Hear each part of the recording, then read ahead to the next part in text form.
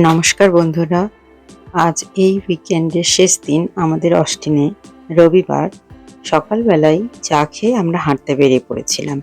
আগেই আপনাদের বলেছি আমরা যে এয়ারবিএনবিতে আছি সেটা একটা পাহাড়ি এলাকার উপরে, আর এখানে খানিকটা জঙ্গল আছে বলেই অনেক হরিণ ঘুরে বেড়াচ্ছে আমাদের এয়ারবিএনবির চারপাশে। এই যে দেখুন, হাঁটতে বেরিয়েই প্রথমে দেখতে পেলাম, আগেও কয়েকটা দেখলাম, সেটা ভিডিও করা হয়নি। আর এই যে দেখুন, এখানে টুকটাক এরা নিজেদের মতোই ঘুরে বেড়াচ্ছে রাস্তার পাশে পাশে। ওখানে একটা গল্ফ কোর্ট ছিল।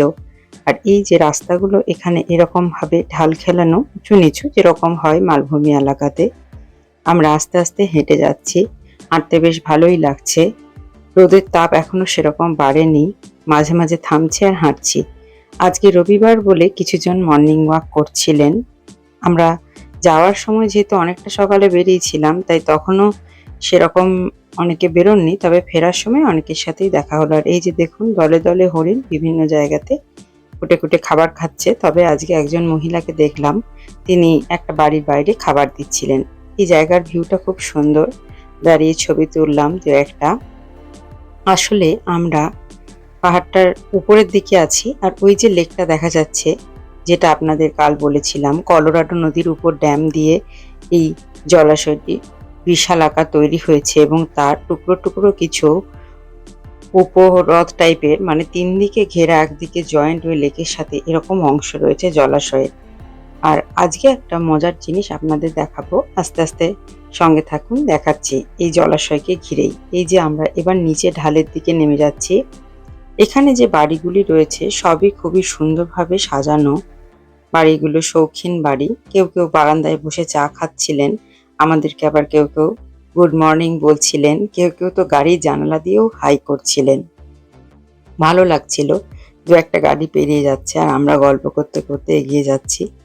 এখন যদিও শীতকাল বলে গাছের পাতাগুলো ঝরে গেছে। আর ওই যে দেখা যাচ্ছে, এই লেকের যে অংশটা বলছিলাম আপনাদের উপহ্রদের মতো, সেই বিশালাকার অংশগুলির পাশে পাশে অনেক বড় বড় বাড়ি আছে। আর প্রত্যেকটি বাড়ির বৈশিষ্ট্য হলো তাদের একটি করে পার্সোনাল জেটি আছে, এবং তাতে স্পিড বোট রয়েছে। যেরকম বাড়ির গ্যারেজে গাড়ি থাকে চার চাকা, সেইভাবেই প্রত্যেকের পার্সোনাল করে কিন্তু বোট রয়েছে।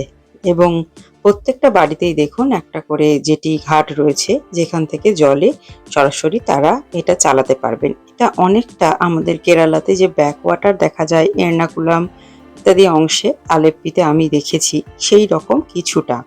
যদিও এটা সমুদ্রের জল নয়, নদীর জল, কিন্তু ওই রকম ভাবে জলটার পাশেই, ওখানেও যেরকম আমি দেখেছিলাম জলের পাশেই বাড়ি, এখানেও কিছু বড় বড় সারস পাখি ওখানে উড়ছিল। জলের ধারে দাঁড়িয়ে সকালবেলায় বেশ ভালো লাগলো।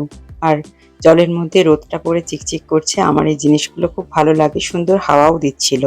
তবে হাঁটতে হাঁটতে গরম ধরেছে বলে সোয়েটারটা খুলে রেখেছি।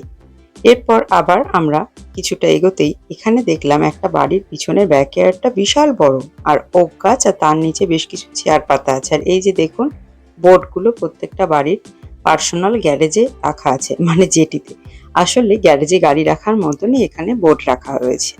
এই বাড়ির এই বৈশিষ্ট্যটা আমার এই অস্টিনের এখানে এসে খুব ভালো লাগলো দেখে। আমাদের হাঁটা অনেকক্ষণই হলো, অনেকটা দূরে চলে এসেছি আমরা। আস্তে আস্তে ফিরে যাব। বেশ সুন্দর একটা নতুন হিউস্টনে একরকম দেখি এখানে। এই যে দেখুন, এই জায়গায় রাস্তার দুপাশে লেক রয়েছে। আসলে এটা একটা দ্বীপের মতো অংশ, তার দুপাশে জল। এবারে খিদে পাচ্ছে, আমরা ফিরে গিয়ে ব্রেকফাস্ট করব। আজকের জন্য এইটুকুই। আবার নতুন একটি ব্লগে আপনাদের সাথে দেখা হচ্ছে। সকলে ভালো থাকবেন।